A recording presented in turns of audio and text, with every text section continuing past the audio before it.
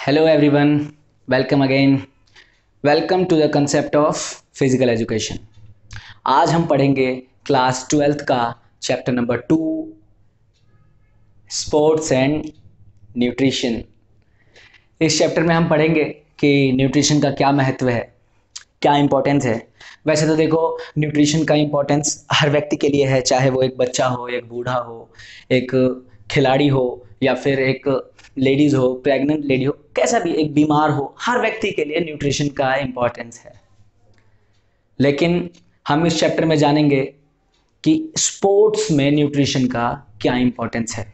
तो उसके लिए हमें पहले न्यूट्रिशन जानना होगा कि न्यूट्रिशन क्या है। न्यूट्रिशन मीन्स पोषण। पोषण का मतलब है कि शरीर को हर वो महत्वपूर्ण चीज प्रोवाइड करना जिससे उसकी ग्रोथ हो सके, उसका विकास हो सके। यानी कि शरीर को आहार में हर वो चीज प्रदान करना जिससे शरीर की वृद्धि हो सके और शरीर का विकास हो सके, यही शरीर के लिए पोषण है। और पोषण के लिए अभी बताया मैंने, आहार की आवश्यकता पड़ेगी।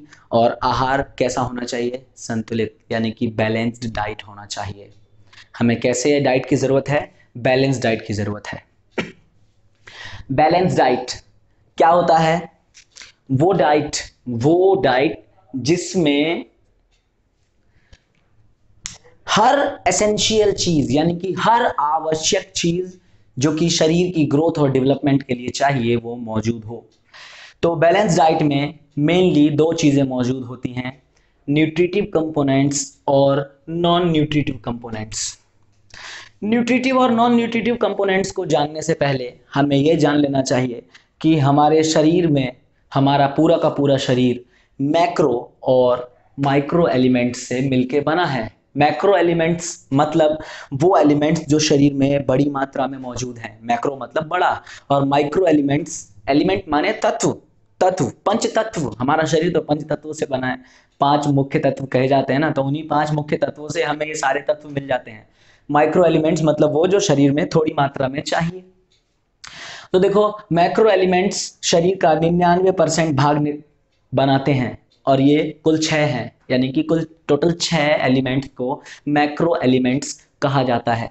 कौन कौन से हैं? ऑक्सीजन और हाइड्रोजन, कार्बन, नाइट्रोजन, कैल्शियम और फास्फोरस। देखो, ऑक्सीजन और हाइड्रोजन ये दोनों हमें पानी से ही प्राप्त हो जाते हैं, H2O। कार्बन हर चीज में जो भी हम खाते हैं, हर ऑर्गेनिक कंपाउंड जो भी हम खाते हैं उससे हमें प्राप्त हो जाता है कार्बन। नाइट्रोजन प्रोटीन से प्राप्त हो ही जाता है हमें। अभी आप जानेंगे कि प्रोटीन एक ऐसी चीज है जिसमें नाइट्रोजन पाया जाता है। कैल्शियम और फास्फोरस ये हमें विटामिन और मिनरल से प्राप्त हो जाता है। हड्डियों का, कार्टिलेज का, सबका निर्माण करने में मदद करता है ये कैल्शियम और फास्फोरस। फिर बाकी 1%, 99% के अलावा बाकी 1% एलिमेंट दूसरे 5 तत्वों से बना है। वो है पोटेशियम, सल्फर, सोडियम, क्लोरीन और मैग्नीशियम। ये सारे कहलाते हैं माइक्रो एलिमेंट्स। तो अभी हमारा शरीर बन गया इन चीजों से, लेकिन उसको पोषण देने के लिए हमें चाहिए बैलेंस डाइट। और बैलेंस डाइट में मौजूद है न्यूट्रिटिव और नॉन न्यूट्रिटिव कंपोनेंट्स।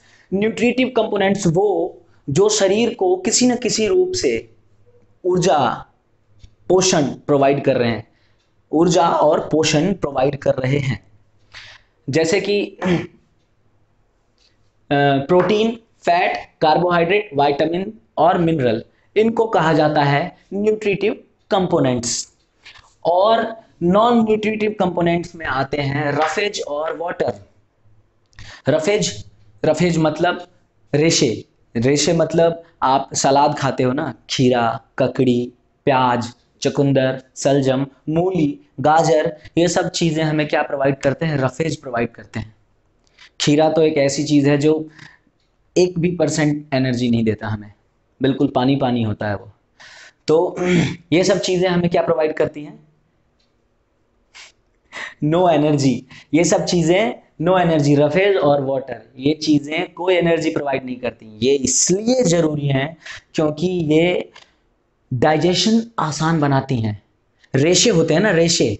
अब ये रेशे खाने के साथ फंसकर उसके साथ मिलकर अधिक से अधिक एरिया प्रदान करते हैं ताकि शरीर में जो पाचन करने वाली चीज़ें हैं वो आसानी से पचा सकें। ये अगर आप अधिक मात्रा में रफेज लेते हैं, पानी लेते हैं, तो आपका पेट अच्छा रहेगा। पेट के आगे फिर स्मॉल इंटेस्टाइन और लार्ज इंटेस्टाइन अच्छी रहेगी। आपको गैस नहीं बनेगी, कॉन्स्टिपेशन की प्रॉब्लम नहीं होगी। जिस किसी को कॉन्स्टिपेशन की प्रॉब्लम होती है, डॉक्टर के पास अगर चेकअप के लिए जाओगे तो सबसे पहला क्वेश्चन डॉक्टर यही कहेगा, रफेज लेते हो, पानी सही पीते हो, ये शुरू करो। मतलब खाने में सलाद वगैरह डालना शुरू करो, पानी अधिक मात्रा में पियो, क्योंकि ये रफेज क्या करते हैं, कॉन्स्टिपेशन से बचाते हैं, डाइजेशन अच्छा करते हैं और मूवमेंट, पूरे पेट में भोजन का मूवमेंट स्मूथ बनाते हैं, मस्त फिसलता चला जाता है। तो नॉन न्यूट्रिटिव कंपोनेंट्स के ये काम है। और न्यूट्रिटिव कंपोनेंट्स में अब हम बारी बारी से पढ़ेंगे, पर इस वीडियो में मैं आपको प्रोटीन के बारे में डिटेल्ड एक्सप्लेनेशन दूंगा। फिर उसके बाद हम नेक्स्ट वीडियो में, क्योंकि ज़्यादा लंबी वीडियो, नेक्स्ट वीडियो में फिर मैं आपको कार्ब्स और फैट वगैरह, वाइटामिन्स, मिनरल्स अलग अलग वीडियोस में एक्सप्लेनेशन दूंगा। देखिए, ये एक चीज़ और बता दूं, ये न्यूट्रिटिव कंपोनेंट्स में प्रोटीन, फैट, कार्बोहाइड्रेट, ये तीनों हमें ऊर्जा प्रदान करते हैं। 1 ग्राम प्रोटीन 4.1 कैलोरी ऊर्जा प्रदान करता है, ऐसे ही 1 ग्राम फैट 9.1 कैलोरी ऊर्जा प्रदान करता है और 1 ग्राम फैट 4.1 कैलोरी ऊर्जा प्रदान करता है। और इनकी मात्रा भी शरीर में कैसे कैसे चाहिए हमें, इनकी शरीर में मौजूदगी भी होनी चाहिए। प्रोटीन, फैट और कार्बोहाइड्रेट का अनुपात है 1:1:4, मतलब कार्बोहाइड्रेट सबसे अधिक मात्रा में चाहिए हमें और फैट और प्रोटीन कम मात्रा में चाहिए। फैट तो आप जानते ही हैं बहुत कम चाहिए, पर फैट और प्रोटीन का अनुपात एक ही होता है, 1:1:4।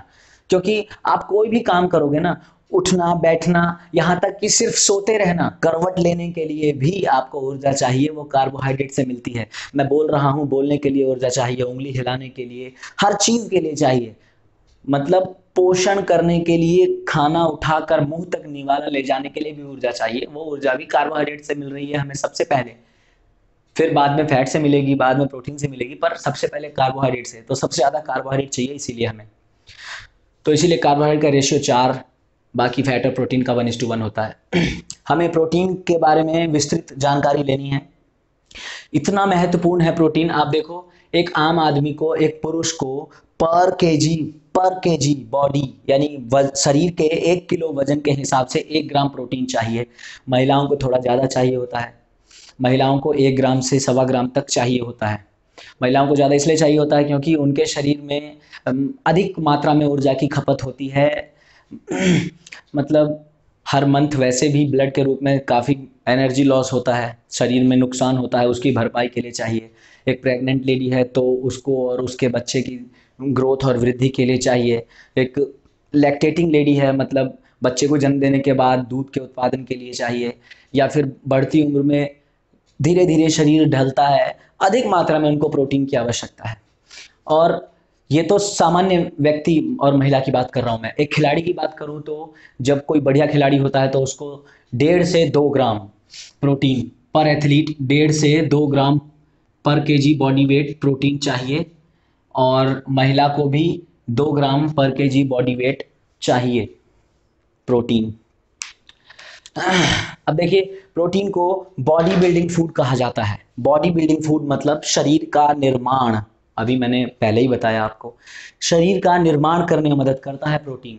सारा एक्सप्लेनेशन यहाँ लिखा हुआ है, एक बार मैं पहले बताता हूँ आपको। बॉडी बिल्डिंग फूड क्यों कहा जाता है, क्योंकि प्रोटीन शरीर में मांसपेशियों के निर्माण में मदद करता है, मसल्स बिल्डिंग में मदद करता है, हड्डियों के निर्माण में, कार्टिलेज के निर्माण में, बल्कि बालों के, नाखून के ग्रोथ में, शरीर में पाचन कराने में, हार्मोन्स पैदा कराने में, खून के निर्माण में, मतलब हर चीज़ के निर्माण में मदद करता है।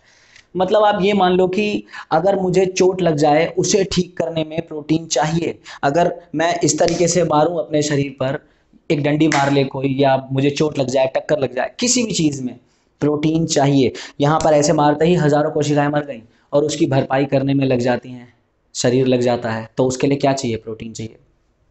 जब हम यहाँ पढ़ेंगे तो डिटेल बताऊँ मैं आपको। प्रोटीन मुख्यतः किससे बना होता है, कार्बन, हाइड्रोजन, ऑक्सीजन और नाइट्रोजन। ये नाइट्रोजन ऐसी चीज है जो protein, fat, carbohydrate, vitamin, mineral किसी में नहीं मिलता, सिर्फ प्रोटीन में मिलता, मतलब इन सब में से सिर्फ प्रोटीन में मिलता है हमें नाइट्रोजन। तो प्रोटीन में स्पेशल टर्म चीज क्या है? नाइट्रोजन। और कुछ कुछ प्रोटीन में सल्फर भी मौजूद होता है। प्रोटीन अमीनो एसिड से मिलकर बना होता है। अमीनो एसिड प्रोटीन मतलब प्रोटीन का सबसे साधारण रूप। जब हम खाएंगे ना प्रोटीन, अंडा, मुर्गा, बकरा या फिर दूध, दही, मक्खन, पनीर, कुछ भी खाओगे आप, तो उसका जो प्रोटीन टूट शरीर में जाएगा वो टूट के लास्ट में अमीनो एसिड में बदल जाता है। तो अमीनो एसिड से मिलकर बना है प्रोटीन।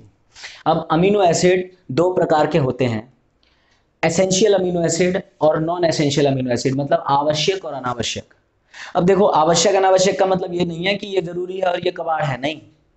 आवश्यक का मतलब होता है वो जिसके लिए हमें भोजन पर निर्भर रहना पड़ता है, मतलब वो जिसका निर्माण शरीर में नहीं होता, हमें कहीं ना कहीं से बाहर से खुराक में लेना पड़ता है।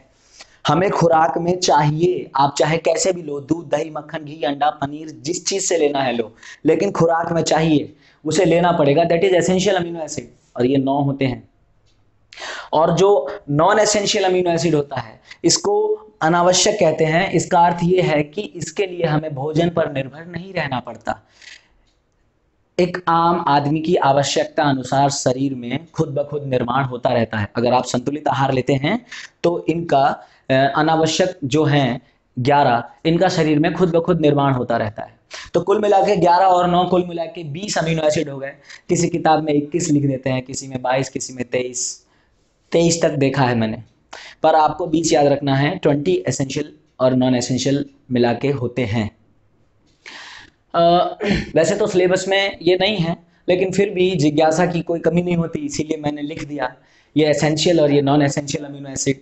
ये एसेंशियल अमीनो एसिड में histidine, isoleucine, leucine, lysine, methionine, phenyl alanine, threonine, tryptophan, valine, ये हो गए हमारे एसेंशियल अमीनो एसिड 9। और नॉन एसेंशियल में alanine, arginine, asparagine, aspartate, cysteine, glutamic acid, glycine, ornithine, proline, serine, tyrosine, ये total 11 non essential amino acid हो गए। जब कभी आप में से कोई भी ट्रेनिंग करेगा, स्पोर्ट्स पर्सन हो, फिजिकल एजुकेशन पढ़ रहे हो, स्पोर्ट्स पर्सन हो सारे के सारे, नहीं भी हो तो भी, अगर आप रनिंग करोगे, अगर आप स्ट्रेंथ ट्रेनिंग करोगे, फुटबॉल, बॉल, वॉलीबॉल, बास्केटबॉल, किसी का प्लेयर बनोगे, तो आपको प्रोटीन की खुराक चाहिए। जब आप प्रोटीन कहीं से एक्सटर्नल सप्लीमेंट के तौर पर लोगे, तो आपको उस पैकेट पर ये 11 और ये 9 लिखे हुए मिलेंगे बाकायदा कॉलम में, एसेंशियल और नॉन एसेंशियल छांट के। अच्छा, एक चीज और, इन एसेंशियल और नॉन एसेंशियल अमीनो एसिड में भी एक चीज होती है खास, उसको बोलते हैं हम BCAA। इधर लिख देता हूं मैं, BCAA। इसका मतलब होता है ब्रांच चेन अमीनो एसिड। ये होते हैं ल्यूसीन, मैं यहाँ पर हेडिंग ल्यूसीन, आइसोल्यूसीन और वैलिन, ये तीनों BCAA है। क्या है? BCAA, यानी कि ब्रांच चेन अमीनो एसिड। ये इन एसेंशियल में भी ज़्यादा एसेंशियल होता है, ये इनमें सबसे ज़्यादा कम्प्लेक्स होते हैं और ये इनमें भी बहुत ज़्यादा एसेंशियल होते हैं। तो अब देखो, प्रोटीन 2 प्रकार के होते हैं स्रोत के अनुसार। एनिमल प्रोटीन, जिसको कि हम क्लास 1 प्रोटीन कहते हैं, क्लास A प्रोटीन सबसे उत्तम, बेहतरीन, उसको एनिमल प्रोटीन कहा जाता है। और दूसरा प्लांट प्रोटीन या वेजिटेबल प्रोटीन, ये क्लास B प्रोटीन होते हैं, क्लास 2। ये एनिमल से थोड़ा सा लो कैटेगरी में होते हैं। ऐसा क्यों है ये भी मैं एक्सप्लेन कर देता हूँ। एनिमल प्रोटीन में प्रोटीन की मात्रा प्लांट वाले के मुकाबले ज़्यादा होती है प्रति ग्राम। 1 ग्राम मांस खाओगे और 1 ग्राम दाल खाओगे, तो उसमें एनिमल प्रोटीन में, मतलब मांस में प्रोटीन कंसंट्रेशन इसके मुकाबले थोड़ा ज़्यादा होगा, पहली बात। और दूसरी बात कि एनिमल प्रोटीन जो होता है ये पाचन क्रिया में, मतलब पचाने में प्लांट प्रोटीन के मुकाबले थोड़ा आसान होता है। प्लांट प्रोटीन के मुकाबले जल्दी पच जाता है, ये जल्दी भी पच जाता है, इसमें प्रोटीन की मात्रा भी ज़्यादा होती है, इसीलिए इसको कहा जाता है क्लास ए प्रोटीन। ये थोड़ा देर से भी पचता है, थोड़ा सा मुश्किल से पचता है, और इसमें प्रोटीन की मात्रा भी थोड़ी कम होती है, इसलिए इसको कहा जाता है क्लास बी प्रोटीन। उदाहरण के तौर पर मैं अगर दूं, सोयाबीन, सोयाबीन प्लांट प्रोटीन में सबसे बेहतरीन माना जाता है। 100 ग्राम में 26 ग्राम प्रोटीन आपको मिल जाएगा। लेकिन सोयाबीन जैसी ये या इसके जैसी जो दलहनें होती हैं, राजमा वगैरह, इसमें क्या होता है, इसमें प्रोटीन इनहिबिटर एंजाइम्स होते हैं, मतलब ऐसे एंजाइम्स जो प्रोटीन को पचने से रोकते हैं, धीमा कर देते हैं।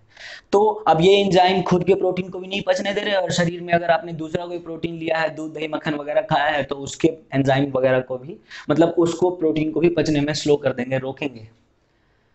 तो इसीलिए, और वो भी किस फॉर्म में, आप चना खा लेते हो, आप चने को भिगो के छोड़ दिया, वो अंकुरित हो गया, आपने खाया, हर ट्रेनिंग करने वाला दौड़ने वाला खाता है। या फिर सोयाबीन को भिगो के छोड़ दिया, खाया, हर ट्रेनिंग करने वाला दौड़ने वाला, स्ट्रेंथ ट्रेनिंग, वेट ट्रेनिंग करने वाला खाता है। तो उस कंडीशन में जब आप कच्चा भिगोया हुआ सोयाबीन खाते हो, तो उसके जो एंजाइम्स होते हैं वो प्रोटीन को पचने में धीमा कर देते हैं, रोकते हैं।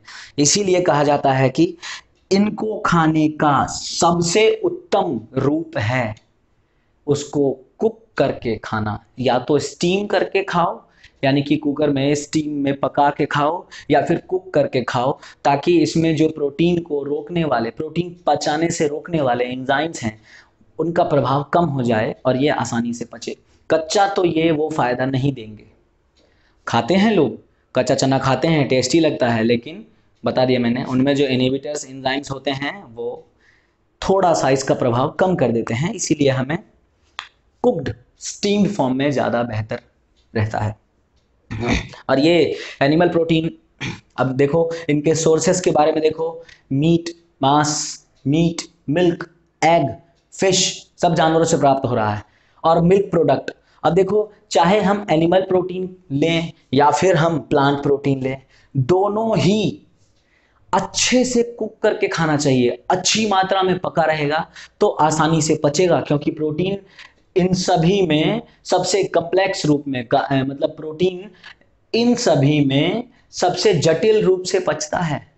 इसीलिए जितना बेहतरीन पका हुआ होगा, उतना ही बेहतरीन पच जाएगा आपके शरीर में।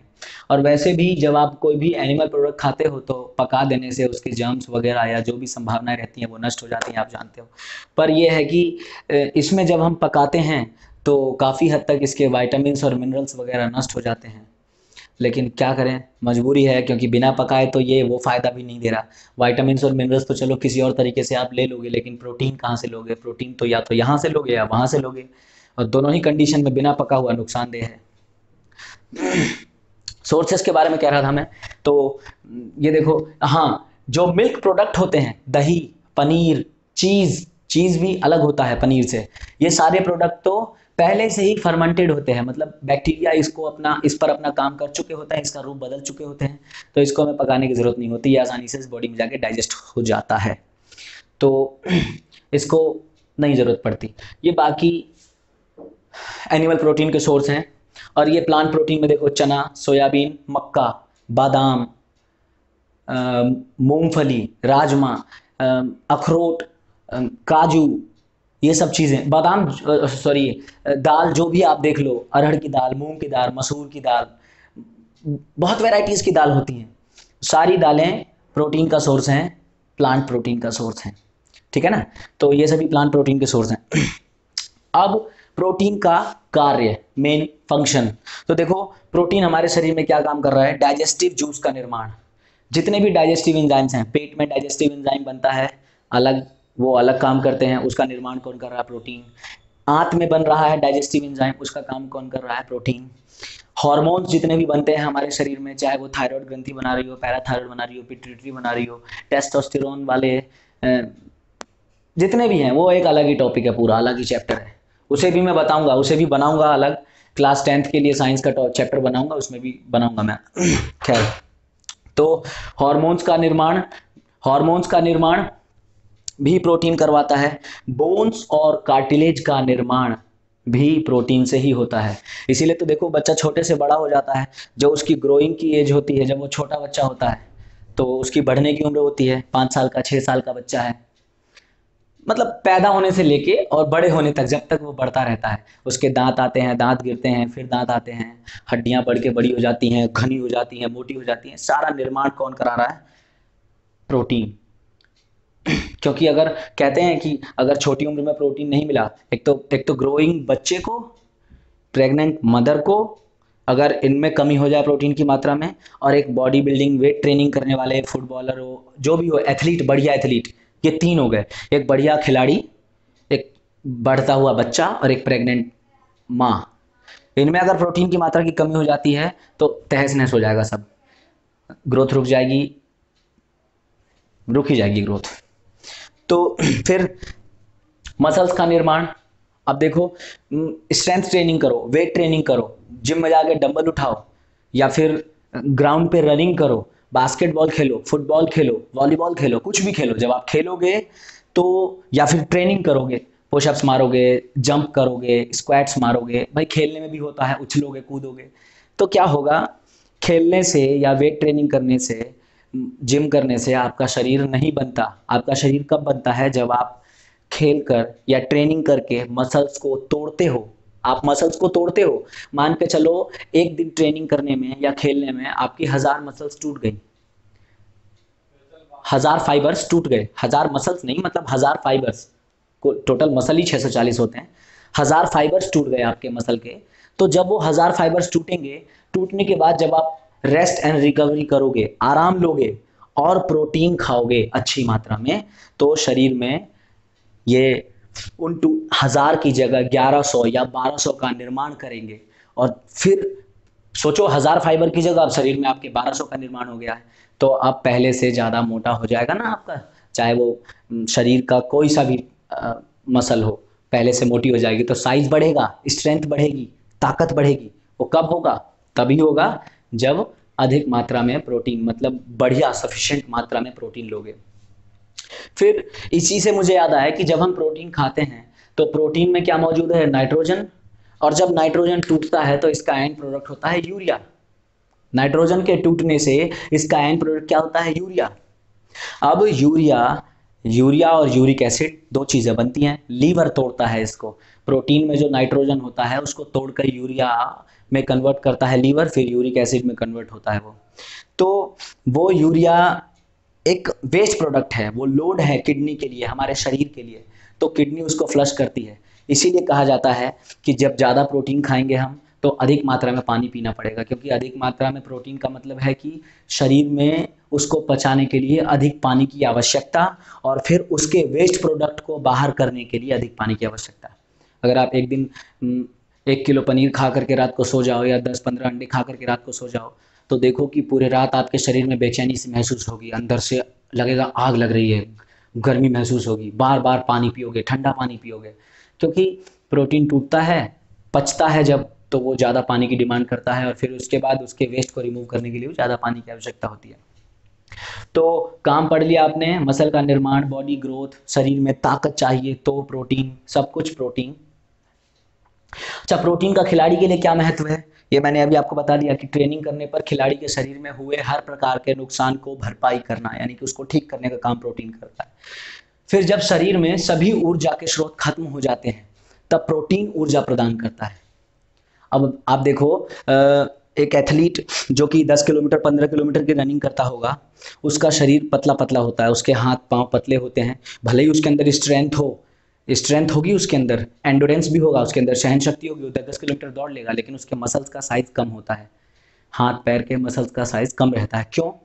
क्योंकि जब वो लिमिटेड मात्रा में कार्बोहाइड्रेट फैट लेते हैं, क्योंकि सबसे पहले आप ट्रेनिंग करोगे तो आपके शरीर से कार्बोहाइड्रेट खर्च हो जाएगा, फिर फैट खर्च हो जाएगा, और जब ये दोनों चीज़ें खत्म हो जाएंगी तो भी आपको ऊर्जा चाहिए, आप काम कर रहे हो, ऊर्जा चाहिए, तो वो ऊर्जा कौन प्रोवाइड करेगा? वो ऊर्जा प्रोवाइड करेगा प्रोटीन। जो आपके मसल्स में मौजूद है प्रोटीन, वो प्रोटीन टूटेगा और टूट करके आपको एनर्जी देगा। प्रोटीन टूट के बहुत अधिक मात्रा में एनर्जी देता नहीं है, एक देता तो फैट के बराबर ही है, लेकिन प्रोटीन ज़्यादा स्टोर कहाँ है, मसल्स में स्टोर है। अब मसल टूटेगा तो जाहिर सी बात है उसका साइज कम होगा, कम होगा।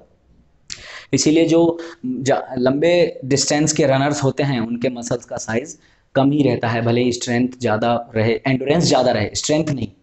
स्ट्रेंथ नहीं, स्ट्रेंथ तो ज़्यादा तभी होगी जब मसल्स का साइज ज़्यादा होगा, एंडोरेंस ज़्यादा रहेगा उनमें, स्ट्रेंथ रहेगी नॉर्मल पर एंडोरेंस उनका ज़्यादा होगा क्योंकि वो ट्रेनिंग करते हैं उसके अकॉर्डिंग।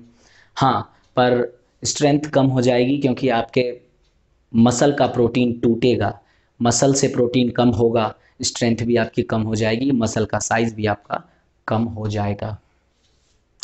ठीक है।